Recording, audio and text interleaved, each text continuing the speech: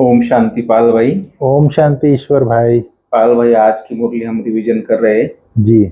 और आज खास बाबा ने बोला है कि सर्व संबंधों की प्यार की सैकरीन बाबा है।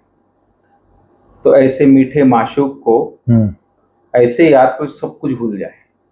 बाबा ने आज खास ये अंडरलाइन की, क्योंकि जैसे आशुक माशूक एक दूसरे को याद करते ना, तो उसका उदाहरण बाबा ने आज दिया है। फिर बाबा बोलते कर्मातीत अवस्था अगर प्राप्त करनी है, उसके लिए बाबा ने खास भाई भाई की दृष्टि के ऊपर आज इशारा दिया है कि भाई भाई की दृष्टि पक्की हो, एक बाप के अलावा कोई याद ना है, सर्व संबंध बाबा से हो। तो इस तरह बाबा ने बुद्धि हटाने की बात की है, एक मासिक की बात कही है। तो बाबा प्यार का सागर भी है, बाप भी है, टीचर भी है, सदगुरु भी है, लेकिन आज प्यार की सैकरीन बाबा ने कहा। तो आप क्लियर कीजिए किस तरह बाबा की आज की मुरली की लहर है।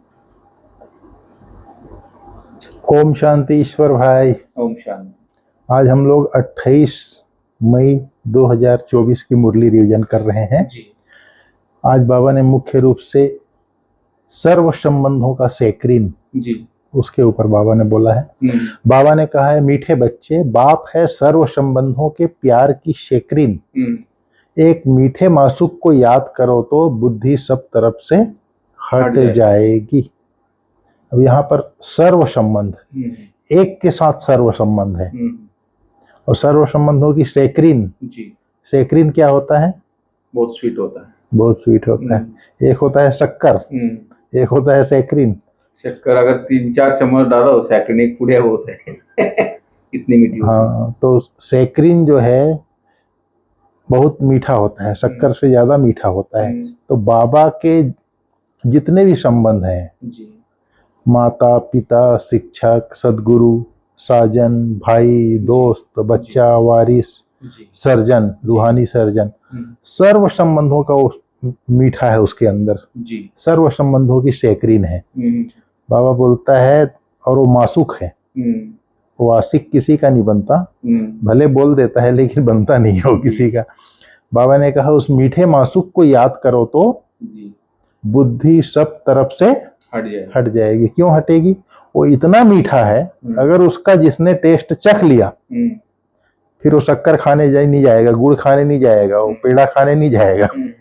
मतलब और जगह बुद्धि नहीं, अन्य संबंधों में बुद्धि, देहधारी संबंधों में बुद्धि नहीं भटकाएगा। अगर उस निराकार परमात्मा का सर्व संबंधों की सैकरीन जिसके जो है उसका स्वाद चख लिया या अनुभव कर लिया तो उसकी बुद्धि और कहीं नहीं जाएगी। ठीक है। तो उसके लिए आज बाबा ने कहा है आत्मिक दृष्टि। आत्मिक दृष्टि का पाठ पक्का करो बोला है, और अपने को आत्मा समझने का पाठ पक्का करो बोला है बाबा। बाबा ने कहा है प्रश्न में आज का, कर्मातीत बनने का सहज पुरुषार्थ व युक्ति कौन सी है? बाबा ने कहा भाई भाई की दृष्टि को पक्का करने का पुरुषार्थ करो। भाई भाई की दृष्टि, मैं आत्मा हूं, आप भी आत्मा है। जब भी देखो, दादी रतन मोहिनी जी का एक बात मेरे को याद आता है। जब वो भट्टी चल रही थी कराची में, तो आपस में 350 लोग रहते थे, तो एक दूसरे को देखते थे तो बोलते थे हे आत्मन। मतलब उन जो भट्टी में बैठे थे वो आत्मा का पाठ इतना पक्का हो गया कि देह का भान ही भूल गया उन लोगों का। तो बाबा कहता है भाई भाई की दृष्टि को पक्का करने का पुरुषार्थ करो। बुद्धि से एक बाप के सिवाय और सब कुछ भूल जाए। कोई भी दैहिक संबंध अर्थात देहधारी संबंध याद ना आए। जैसे आप लकी को बोलते हो ना कि भाई आप एक आत्मा है, कोई दैहिक संबंध नहीं है। इस तरह से मतलब कोई भी दैहिक संबंध याद ना आए तब कर्मातीत बनेंगे। अपने को आत्मा भाई भाई समझना यही पुरुषार्थ की मंजिल है। अपने को आत्मा, सामने वाला भी आत्मा, आत्मा आत्मा भाई भाई है, यही समझना यही पुरुषार्थ की मंजिल है। आज बाबा ने बता दिया फाइनल। भाई भाई समझने से देह की दृष्टि, विकारी ख्यालात खत्म हो जाएंगे। ये तो प्रैक्टिकल अनुभव है ना। जैसे किसी को आत्मा देखते हैं तो रूहानी प्यार पैदा होता है, ये आत्मा है, मेरा भाई है। विकारी ख्यालात कहाँ आते हैं? जैसे ही इसके नीचे देखना शुरू किया शरीर को, लंबा है, चौड़ा है, काला है, गोरा है, मोटा है, पतला है, ये सब संकल्प शुरू हो जाता है। सही है। लेकिन जहाँ आत्मिक दृष्टि है वहां पर और कोई ख्यालात नहीं आएगा। आज बाबा ने कहा है यहाँ तुम बच्चों को आत्मा और परमात्मा का ज्ञान दिया जाता है। आत्मा तो अविनाशी है, बाकी शरीर यहाँ भ्रष्टाचार से पैदा होता है। वहाँ सतयुग में भ्रष्टाचार का नाम नहीं रहता, गाया जाता है संपूर्ण निर्विकारी दुनिया। भ्रष्टाचारी और भ्रष्टाचारी अक्षर है ना, यह सब बातें बाप ही समझाते हैं। बच्चों को सिर्फ पक्का निश्चय हो जाए कि हम आत्माओं का बाप हमको पढ़ाते हैं। बाप आते हैं पुरुषोत्तम संगम युग पर, तो इससे सिद्ध है कि कनिष्ठ से पुरुषोत्तम बनाते हैं। यह दुनिया है कनिष्ठ तमो प्रधान, इसको रौरव नरक कहा जाता है। बाबा कहते हैं अब हमको वापस घर जाना है, इसलिए अपने को आत्मा समझो। और भाई भाई है पक्का करने से विकारी दृष्टि खलास हो जाएगी, बाबा बोलता है। बाबा कहते हैं अपने को आत्मा समझो, सब तरफ से दिल हटाते जाओ। सभी संबंधों का प्यार एक बाप से, एक सैकरीन से रखना है, बोला बाबा। बाबा ने कहा ये जो भक्ति मार्ग में भक्ति का विस्तार बहुत है, बोला यज्ञ, तप, दान, तीर्थ, व्रत करना, शास्त्र पढ़ना, यह भक्ति मार्ग की सामग्री है। ज्ञान मार्ग की कोई सामग्री है नहीं। बाबा ने कहा है यह भी तुम नोट करते हो समझाने के लिए।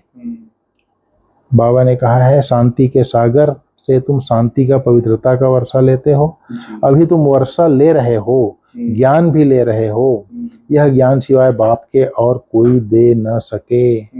यह है रूहानी ज्ञान। रूहानी बाप एक ही बार आते हैं रूहानी ज्ञान देने के लिए, उनको कहते भी हैं पतित पावन। बाबा जो है सुबेरे सुबेरे जो योग कराते हैं उसको बाबा ने कहा ड्रिल सिखलाते हैं। एक्चुअल में बाबा ने कहा ड्रिल नहीं है ये, अपने को आत्मा समझ, बाप को याद करो। ये बाप बच्चों को समझाते हैं। बाबा ने कहा है गाते भी हैं पतित पावन है, सर्वशक्तिवान है, उनको फ्री सी कहा जाता है। देवताओं को फ्री कहा जाता है और कोई मनुष्य को फ्री नहीं कह सकते, बाबा ने आज कहा है। बाबा ने कहा श्री कृष्ण तो फर्स्ट प्रिंस है, वह तो कितना बुद्धिमान होगा, सारे विश्व का मालिक जो है वो कम बुद्धिमान होगा क्या? उसको राय लेने की किसी से दरकार नहीं है। बाबा ने कहा पत्थर बुद्धि जो है समझते हैं हमको धन महल आदि सब है, यही स्वर्ग है। बाबा ने कहा परंतु तुम जानते हो स्वर्ग तो है नई दुनिया में, स्वर्ग में तो सब सदगति में रहते हैं। बाबा ने आज भारत की बहुत महिमा की। सबसे फर्स्ट क्लास पवित्र से पवित्र धरनी भारत की है। भारत ही फर्स्ट क्लास बगीचा रहता है। जब स्वर्ग था तो फर्स्ट क्लास बगीचा था, फर्स्ट क्लास फूल होते हैं वहाँ। वहाँ तो हवा भी फर्स्ट क्लास होगी, बाबा बोलता है। गर्मी आदि कभी तंग नहीं करेगी, सदैव बाहरी मौसम रहेगा। अगरबत्ती की भी दरकार नहीं रहेगी स्वर्ग में। स्वर्ग का नाम सुनते ही मुख में पानी होता है।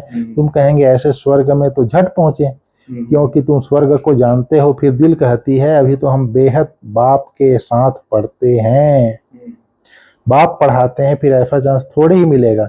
यहाँ मनुष्य को पढ़ाते हैं, वहां देवताओं को पढ़ाएंगे। यहाँ तो बाप पढ़ाते हैं, रात दिन का फर्क है।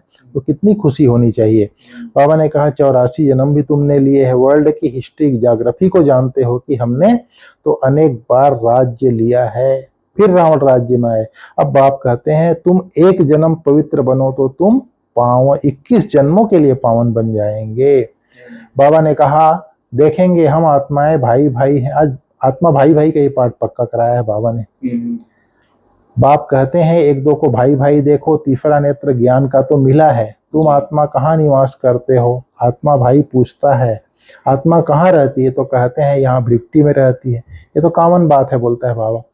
एक बाप के सिवाय और कुछ याद ना आए, पिछाड़ी में तो शरीर भी ऐसे बाप की याद में छूटे, यह प्रैक्टिस पक्का करना है, बाबा ने कहा।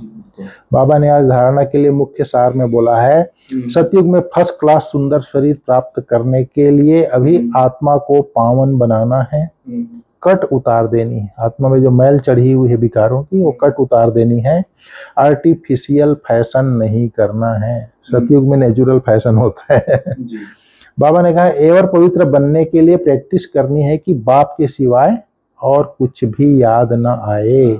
यह देह भी भूली हुई हो। हम्म, 3 बातें आज बाबा ने बताई। बाप के सिवाय कुछ याद ना आए, अपना स्वयं का शरीर भी भूला हुआ हो, और भाई भाई की दृष्टि पक्की रखनी है एवर पवित्र बनने के लिए। आज का वरदान बाबा ने कहा है, शुभ भावना शुभ कामना के सहयोग से आत्माओं को परिवर्तन करने वाले सफलता संपन्न भव। जब किसी भी कार्य में सर्व ब्राह्मण बच्चे संगठित रूप में अपने मन की शुभ भावनाओं और शुभ कामनाओं का सहयोग देते हैं, तो इस सहयोग से वायुमंडल का कीला बन जाता है, जो आत्माओं को परिवर्तन कर लेता है। ऐसे 5 अंगुलियों के सहयोग से कितना भी बड़ा कार्य सहज हो जाता है। ऐसे हर एक ब्राह्मण बच्चे का सहयोग सेवाओं में सफलता संपन्न बना देता है। सहयोग की रिजल्ट सफलता है। दादी जान की बोलती थी ना, 5 उंगली से लड्डू बनता है, अगर 1 उंगली निकाल दो लड्डू नहीं बनेगा। तो ये सहयोग, संगठन की इतनी बड़ी ताकत है कि कोई भी कार्य सहज हो जाता है। बाबा ने कहा, सहयोग की रिजल्ट सफलता है। स्लोगन, कदम कदम में पद्मों की कमाई जमा करने वाला ही सबसे बड़ा धनवान है। कदम कदम में पद्मों की कमाई जमा करने वाला ही सबसे बड़ा धनवान है। बाबा ने एक बार कहा था, अव्यक्तवाणी में बोला है, जैसे एक बार कहते हैं, मैं शांत स्वरूप आत्मा हूँ, शांति के सागर बाप की संतान हूँ, तो 1 पद्म जमा होता है। अव्यक्तवाणी में बाबा ने बोला है। एक बार जैसे कहते हैं, शांति के सागर बाप की संतान, मैं शांत स्वरूप आत्मा हूँ। दोबारा कहे, शांति के सागर बाप की संतान, मैं शांत स्वरूप आत्मा हूँ। फिर कहेंगे, शांति के सागर बाप की संतान, मैं शांत स्वरूप आत्मा। जितना बार कहेंगे उतना पद्म जमा हो। ठीक है ईश्वर भाई। ओम शांति। ओम शांति।